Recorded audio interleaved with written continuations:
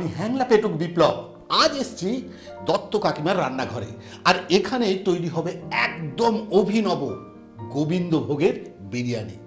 কাকিমার সঙ্গে আছে কাকিমার মেয়ে লাকি। বিরিয়ানি তো আপনারা খেয়েছেন, কিন্তু সেটা দেরাদুন রাইসে। আজ খাবো গোবিন্দভোগের চাল দিয়ে বিরিয়ানি।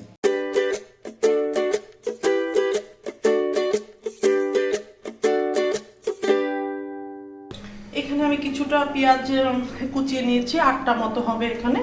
এটা বেরেস্তা করব। আমি বেরেস্তাটা ঢেলে দিচ্ছি।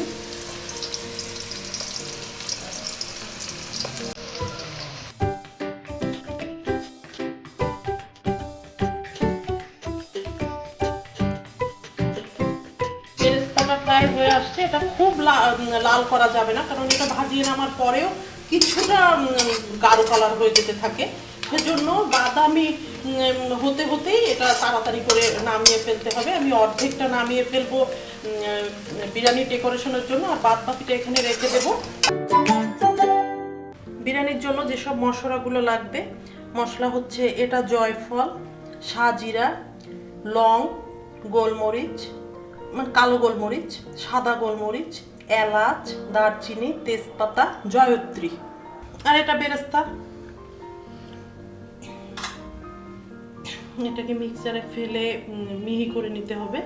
তার আগে একটা জরুরি হচ্ছে, এটাকে একটু ভেজে নেওয়া আছে।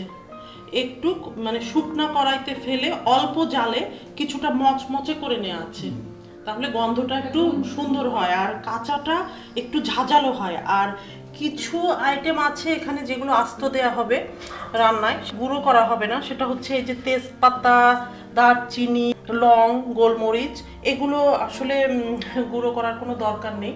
অনেকে সাজিরাটাও আস্ত দিয়ে দেয়, আমি এখানে একটু গুঁড়ো করে নেব।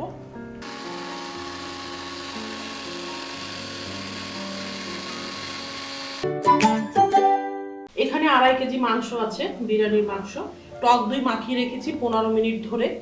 তো মুরগির মাংস, খাসির মাংস, পাঁঠার মাংস, যে কোনো মাংসই বিরিয়ানির জন্য দেয়া যাবে। তো মুরগি হলে, যেহেতু মুরগিটা একটু নরম, সেহেতু এটা 15-20 মিনিট ভিজিয়ে রাখলেই যথেষ্ট। আর যদি এটা খাসির মাংস বা পাঁঠার মাংস হয়, সেক্ষেত্রে এটা আধা ঘন্টা থেকে 1 ঘন্টা পর্যন্ত ভিজিয়ে রাখতে হবে, তাহলে এটা নরম হয় না। অনেকে যদি চায় তাহলে এর মধ্যে কচি পেঁপে বাটা বা পেঁপের ছোলা বাটা দিয়ে অনেকে সিদ্ধটা করার জন্য একটু মাখিয়ে রাখে, সেটাও করা যেতে পারে। এবার বিরিয়ানির মাংসের ভেতর যাচ্ছে পেঁয়াজ, আদা, রসুন 2 চামচ করে দিয়ে দিয়েছি।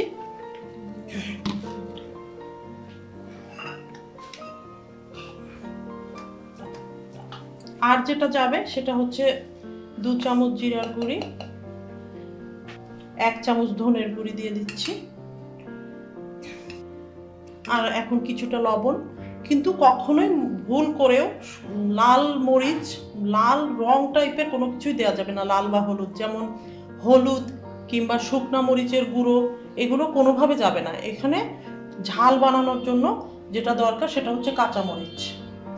এবার সম্পূর্ণ জিনিসটাকে খুব সুন্দর করে মাখাতে হবে। মাখানোর উপর রান্নার স্বাদ অনেকটা ডিপেন্ড করে। তবে হলুদ এবং শুকনো মরিচটা অবশ্যই দেয়া যাবে না, কোনোভাবে ভুল করা যাবে না, তাহলে বিরিয়ানির রংটা হয়ে যাবে একেবারে লাল, যেটা আসলে আন্তর্জাতিক মানের হবে না এবং দেখতেও ভালো লাগবে না। মাংস 1 কেজি চালে আমরা সাধারণত 3 কেজি দেওয়ার নিয়ম, অনেকে 2 কেজিও দেয়, যার যেটা আর কি দেওয়ারই, কিন্তু নিয়ম হলো 1 কেজি চালে 3 কেজি মাংস। কিন্তু আমি আজকে 1 কেজি চালে 2.5 কেজি মাংস দিয়েছি। তাহলে 2.5 কেজি মাংস দিয়ে আজকে হ্যাঁ হচ্ছে গোবিন্দভোগের চালের বিরিয়ানি। চলুন অপেক্ষা করুন। হ্যাঁ, আমি জানি আপনাদের তর্স হয়েছে না, কিন্তু ভালো খেতে গেলে একটু কিন্তু সময় নিতে হবে। 8টা পরিমাণ বেরেস্তা ছিল এখানে পেঁয়াজের, তো আমি অর্ধেকটা তো তুলে রেখেছি, আর বাকিটা 4টার মতো আছে। তার মধ্যে আমি 10 মিনিট ধরে ভিজিয়ে রাখা মাংসটা আমি তুলে দেবো এখন।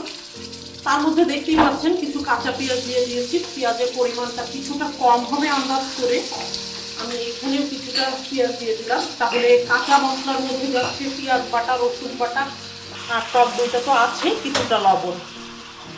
এবার আমি যেটা করব সেটা হচ্ছে যে শুকনো মশলাগুলো আমি বলেছিলাম যে কিছুটা শুকনো মশলা যেটা আমি গুঁড়ো করিনি, সেটা দিয়ে দিচ্ছি। লং, গোলমরিচ কিছুটা কিছুটা রেখে দিচ্ছি পোলাওটার জন্য, বিরিয়ানির যে ভাতটা তৈরি হবে।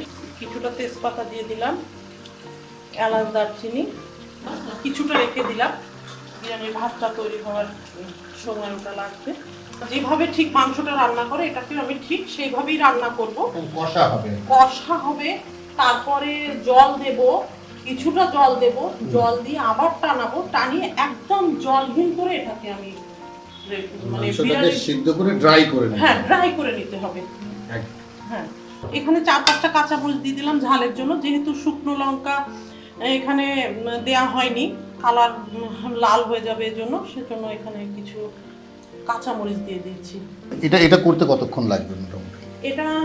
এটা করতে কমপক্ষে 25 মিনিট লাগতে পারে। 25 মিনিট লাগতে পারে মাংস রান্না করতে এবং টানাতে ঠিক যতটুকু সময় লাগে ততটুকুই। তারপর আমি আসব গোবিন্দভোগ চালের প্রসেসটায়।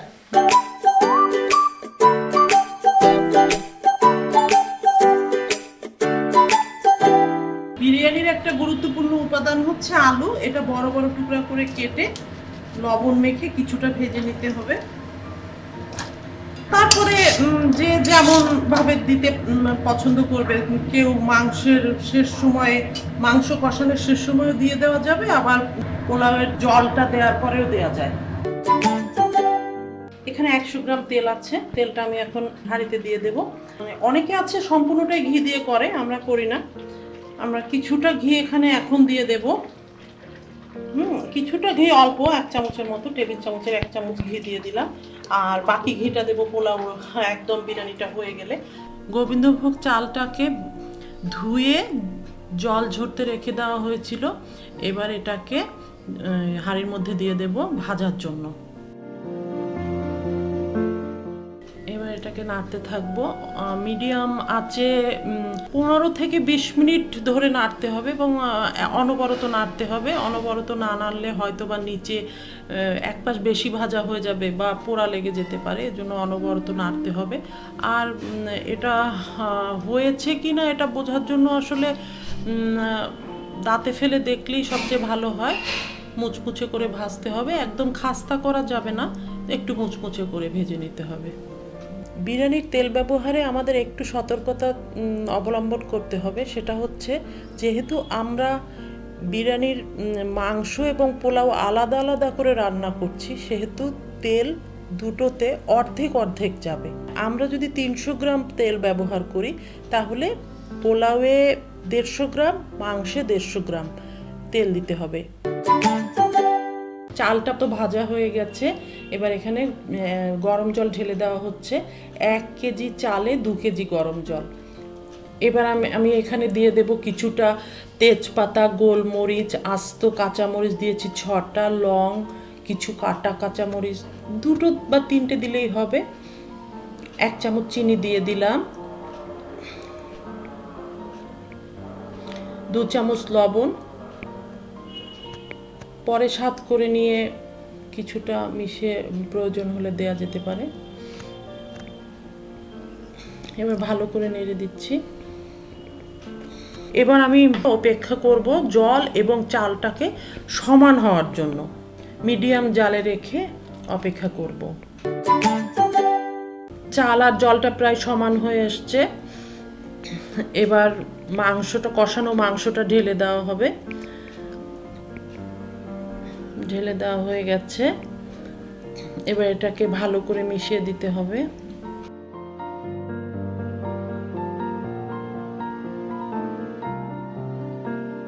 মাংসটা পোলাওয়ের মধ্যে ভালোভাবে মিশিয়ে দেওয়ার পরে আমি কিছুটা বেরেস্তা ছিটিয়ে দেব এখানে।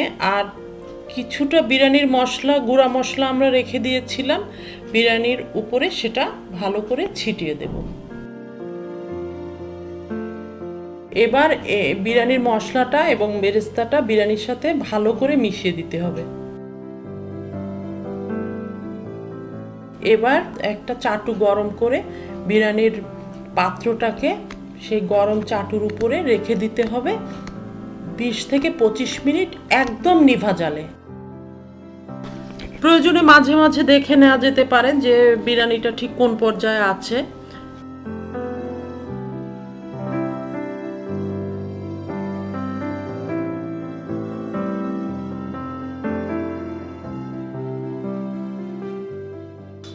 হয়ে গেছে।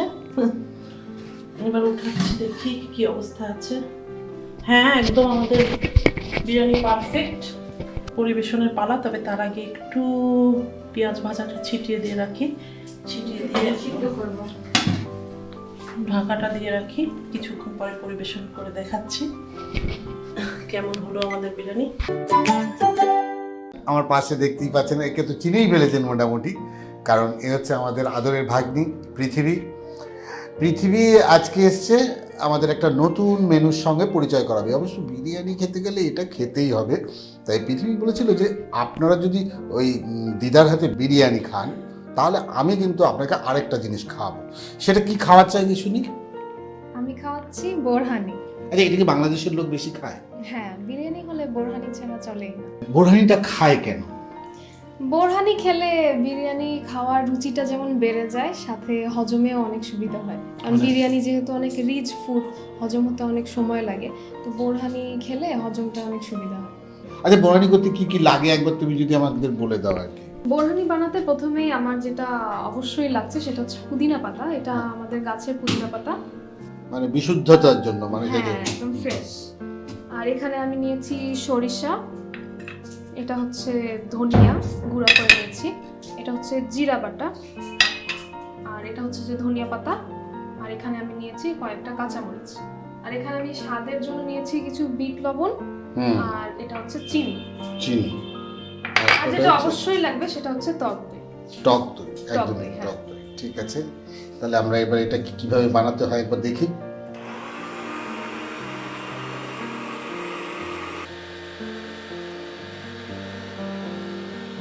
এবার আমি এখানে দই নিচ্ছি, এটাকে আমি এখন ব্লেন্ড করব। বাকি সব মশলা আমার গুঁড়ো করা হয়ে গেছে, এখন আমি দইটা ব্লেন্ড করে দইয়ের সাথে মশলাগুলোকে মিক্স করে দেব। এখানে আমি পুদিনা পাতা, ধনিয়া পাতা, কাঁচামরিচ আর চিনি একসাথে ব্লেন্ড করে নিয়েছি, এটাকে আমি এখন এর মধ্যে ঢালবো।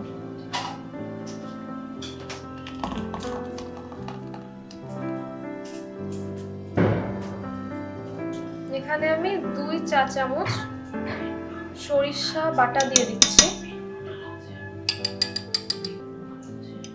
2 চা চামচ বিট নুন দিয়ে দিচ্ছি,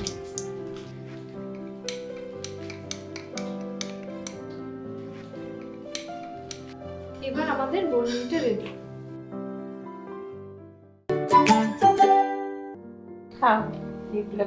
হয়ে গেছে। ও কাকিমা, থ্যাংক ইউ, একদম রেডি।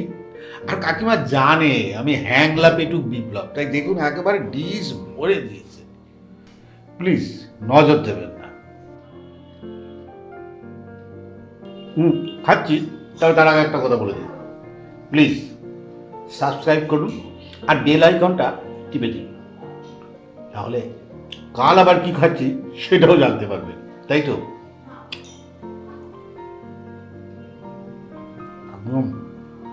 সত্যি কথা বলছি, সো ডিফারেন্ট একটা স্বাদ। আর সেই সাথে স্বাদ বদল করবার জন্য আমার পাশে দেখেছেন কি যেন নাম এটা, বোরহানি। বোরহানি। হ্যাঁ হ্যাঁ, আসলে এটার সাথে আপনাদের পরিচয় করালাম। পৃথিবী কিন্তু খুব যত্ন করে বানিয়েছে, আর এটা খেলে যেমন মুখের স্বাদটাও ফিরবে তেমনি হজমটাও বাড়বে। আজ এই পর্যন্ত, আবার দেখা হচ্ছে নতুন আরেকটা এপিসোড নিয়ে। এবার কিন্তু একদম মিষ্টি থাকবেই,